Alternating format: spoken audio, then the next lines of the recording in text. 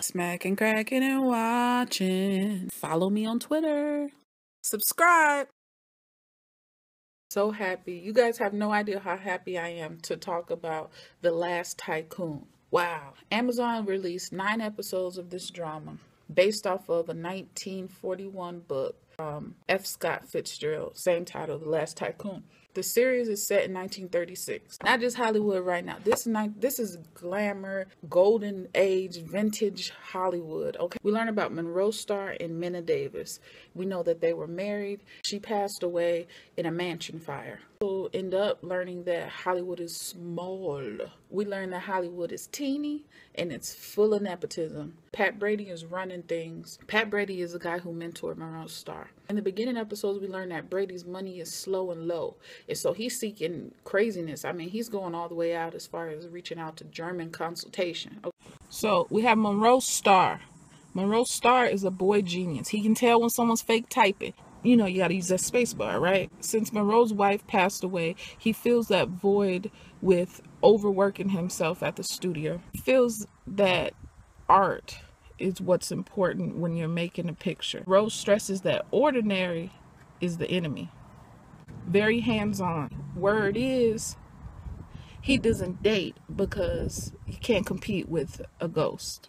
So instead of being public with his relationships, Monroe chooses to focus on the details. That is why he's a word wizard. At the same time, Monroe is a liar. One of the best quotes in the first 3 episodes, Monroe said, he says, in a Great Depression, you have to make a product. And if you make a product, it has to be someone to buy it.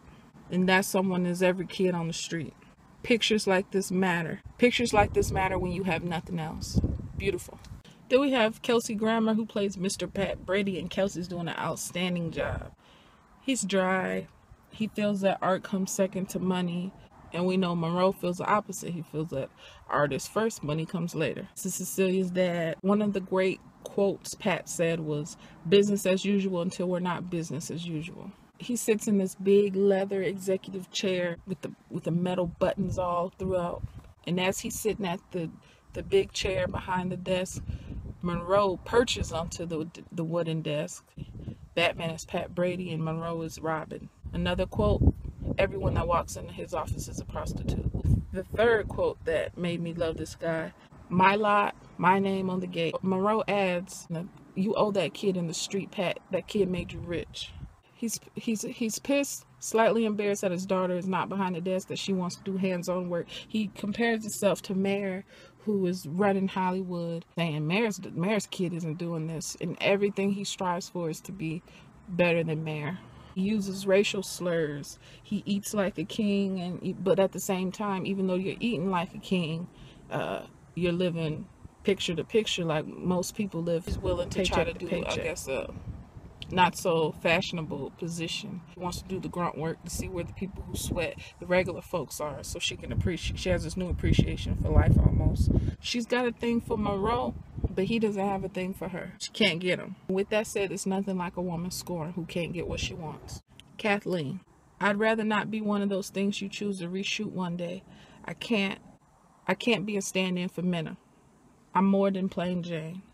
Ooh. Then we got Max, a guy from Hooverville, who's got the happy eyes for Cecilia. He's trying to make a way for his siblings, his little brother and his sister. He just wants to make a life and not be in the slums. He's a young guy trying to protect his blood and make a way for himself in this big world. Pat's wife, Rose. I actually really like Pat's wife, Rose. She's funny, she's flashy, she wears furs, she bails people out of jail. And then she ends up being in jail because she's a little tipsy. She says she's drunk at 1 p.m. because she got to the restaurant at 12:30. How freaking hilarious is that, right? One of the things she said was Jack Weary's wife is a C word. And then she says how she wished she could write or she wished she could paint, moving around her jewels and whatnot. And her husband is like, no. I'm happy you can't. And it's almost like he wants her to be an arm piece, a piece of jewelry that he can show off, a coffee table piece. It's kind of sad, but she wants to see more, do more. You can tell she's restricted to being that lap dog. Look what I have, she's a pet. That's how I guess it was. Fancy, no different than now. You know, you want a fancy life, but you're sad at home even though you have everything you want. They put up with cheating, they put up with boredom and the fakery, and she's a different type of chick. Are they true to the art? Are they true to the time when it comes to the fashions? Yes, the fashions are spectacular. Can we talk about it? The ladies' hats, the knee-length dresses, the purses, the long gloves. Men are wearing suits and ties with the bar going across the tie. It's refreshing to see newspapers. People don't read newspapers anymore. Growing up, you go outside and you grab your newspaper, and your parents or your grandparents would read the paper every morning. Now it's just you roll over, look on Twitter, and you catch what's trending, and that's the news. It's just different. It's a disconnect, and just refreshing to see. Before technology took over, this is how we used to live. We learned the difference between making a picture and the premiere. It's how they're two different worlds. We see the milkman. Look, folks, we go to the grocery. My husband just went to the grocery store earlier and got a gallon of milk. The milkman switching out the. Come on now. And plus, have you ever had milk in a glass container? Completely different taste. Lovely. The poor, the rich, the middle class. Look, that lady said before they shoot, she makes all the directors pull down their pants and show their monkey. Hilarious. And then she wanted a percentage of the gross. That was a defining scene. It was very cool because you see that the higher ups are willing to do anything to get that star. Child stars. We learn that child stars are little demons. They're little demanding snobs. But yet they'll be looked at for years to come as, oh, they were the cutest. Not diverse, but I mean, of course there was diversity back then. You just don't see it glamorized. The only people of color that we've seen is, I think, a dialect coach and a butler so far. Now, what do I see in the show that I love? I think it was a Charlie Chaplin, Babe Ruth type picture in the background. Gorgeous briefcases, vintage movie posters, three-piece suits. Even the credits at the end, it's not all digital. Kept it kind of old school fashion. The glassware, we got the champagne glasses and the flutes and the martini glasses. Gorgeous. Variant newspaper or variant paper. That was cool to see. The old school Band-Aid containers. It was a set within a set. Camera rolls the 360. Remember that 360 shot? I think on the pilot, where it went from the beautiful Hollywood set and it flipped to Hooverville. We see old Hollywood, luxurious homes, all white backyards with the feathers. I just want to lay in my backyard with some feathers on at this point. Dang. Monroe needs love. Meanwhile, Brady is crossing the lines of his marriage and business, on the cusp of things with this beautiful actress named Margot. Look, she's on a polar bear. I think it was a polar bear. I don't know. A white bear or polar bear. Y'all let me know. Drop a comment below. She's laying out on this bearskin rug. One of the quotes with Margot that stands out is, "You must really want me." Brady says, "Doesn't everybody?" Cecilia fantasizing about how she wants to be intimate with Monroe. And what made her wake up? She came to, oh, that was a bad pun. She woke up when the ocean's waves crashed. And I was just like, oh, that was so beautiful, the shot. Meanwhile, Monroe has these two big, huge bay doors. Oh, it was just beautiful. We find out Rose is learning her purpose of life, figuring things out at the hospital, volunteering. I'm very pleased with the cast. 3 in particular: Jennifer Biel, Matt B, and Kelsey Grammer. Kelsey slays in with anything that he does. He's a beast. Chicago Code I watched, playing Margot, and I know later on you might see a clip when I talk about diversity, the lack of diversity in this series. I'm aware that she is a woman of color. I didn't mention it then. It was all recorded at different points. She's awesome. I love what she brings to the show, but I still stick with my word. White Collar. Man, you have no idea how much of a fan I was of White Collar.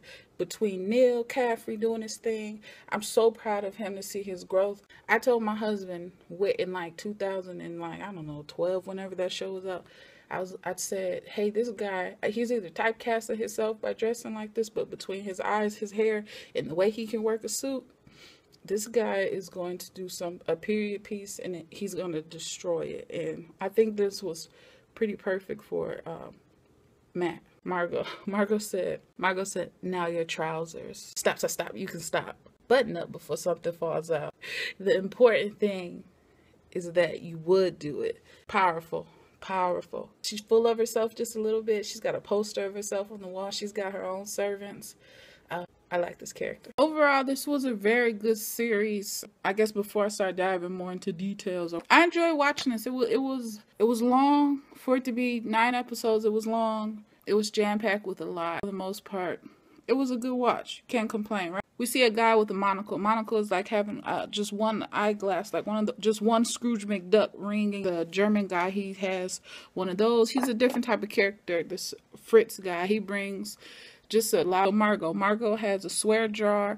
Seems like she has a really relationship with her maid. Every scene with her, I really enjoyed it. See, like I said, we see these cool glasses on Fritz. You guys catch little Sally and her mother giving her a benzo something, benzo9 inhaler. Like, really?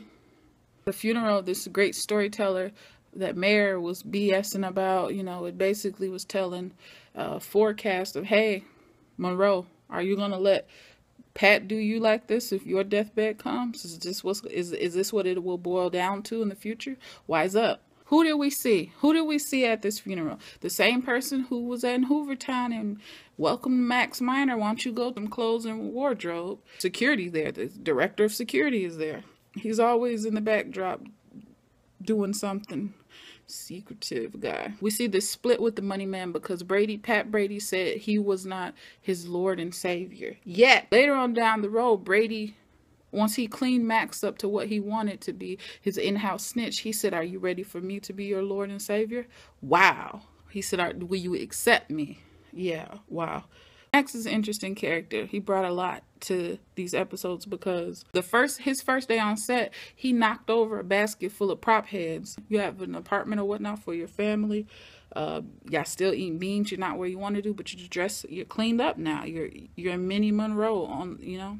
But I liked his home because he still has a dream at the end of the day. In that poster in his kitchen area said it all. Where there's a will. Did y'all pay attention to that? Then they start talking about making films in color and The Wizard of Oz and, you know, incorporating different elements like that. Brady is a boss, man.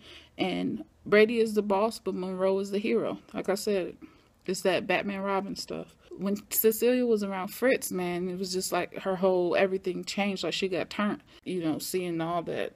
Something she never saw before. It was like an orgy, I ain't gonna lie. So she goes home to her mother and father, which I was shocked that Rose was just so chill about it all. And Pat's flipping out, you know, saying what he'll do. And he just can't seem to just knock himself down to just breathe, you know. And Pat said some really powerful lines, man. Pat Brady, he said, I put up with you because at this moment, it's easier. When it changes, I'm never too far from that pipe.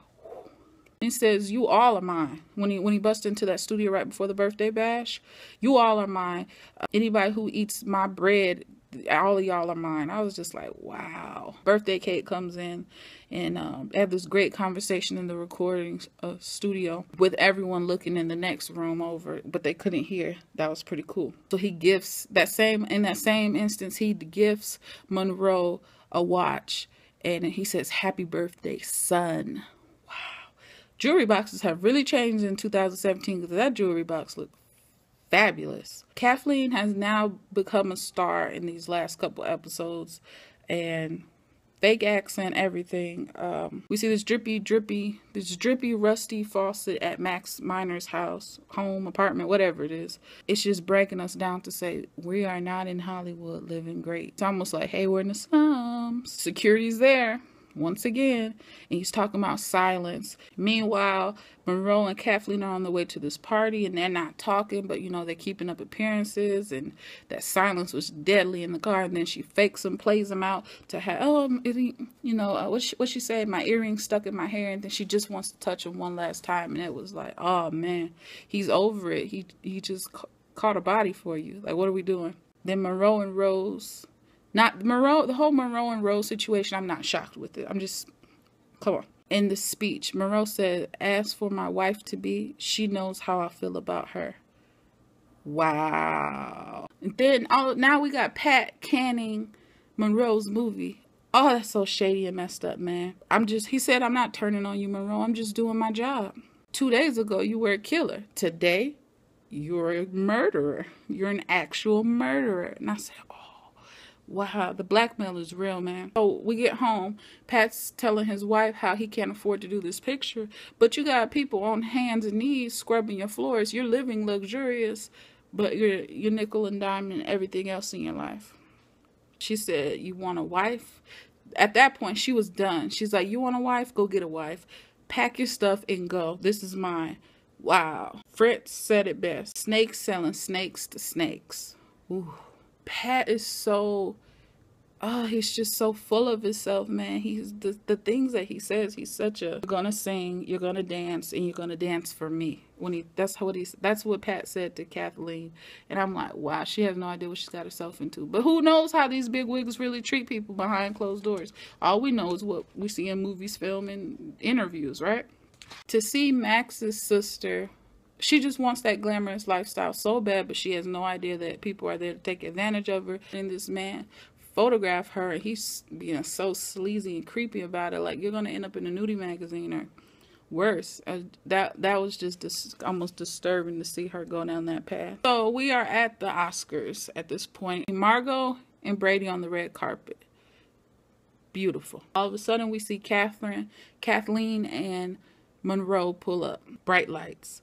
We're at the Oscar ceremony. It's like tables and not even like a podium. This is before it just became this crazy, crazy extravagant situation that it is now, right? This is in the early stages, because what is this, 1930, what is it, 36, something like that, 35, 36. Minna and Margot are in the same category, and Margot wins, and she goes up and she does this beautiful speech. She's got a gorgeous gold gown on. This microphone is very vintage and it's antique and it's just gorgeous. Everything about it was just very classy. Right? As a breakdown, she gets it together. Did y'all peep Mayor trying to hold her hand, and she was like, back up off me. So the last award of the night is announced, and Batman and Robin win. Monroe Starr and Pat Brady go up. Of course, who do you think is saying the accepted speech? Brady. And I love how he had his Monopoly Man hat too during this whole situation. Anyway, it's so much for him to take in. He's finally having his moment. End of it all, you see most of the people have cleared out. They're probably at after parties, but Margot's still there. Two different areas of the building, Starr and Brady. They're still kind of basking in their glory, but just taking it all in solo dolo. They are alone. And they could be, it's almost like feud, Joan Crawford and Bette Davis. You know, all this time we could have been friends. Y'all should have just got it together. They're just sitting there and they're having their moment. Our final scene, which was so crazy, bananas, also crushing, because I don't know what's going to happen. Beginning of this series, the urn, Minna's urn, it was broken. And the secretary pieced it together. I believe. Was it secretary or was it Cecilia? Anyway, back together. I think it was a secretary. And we're at the final scene, and he picks it up and he's about ready to crash it. He's about to crush it onto the wall, and he's like, ah! And then he stops and he puts it back on the mantle, and he's looking at it, and you have this Oscar next to Minna, and it's like, we finally made it. And then he has this heart attack. His last words, Cecilia. Oh man, I can't believe it. That was a good couple episodes. I don't know if it's gonna come back next season, or is this just one and done type of deal. But if they do come back, they're gonna obviously be making their own what if type situation, I assume. Drop a comment below and let me know what you think about this series. Like, comment, subscribe. Appreciate y'all for watching. Bye.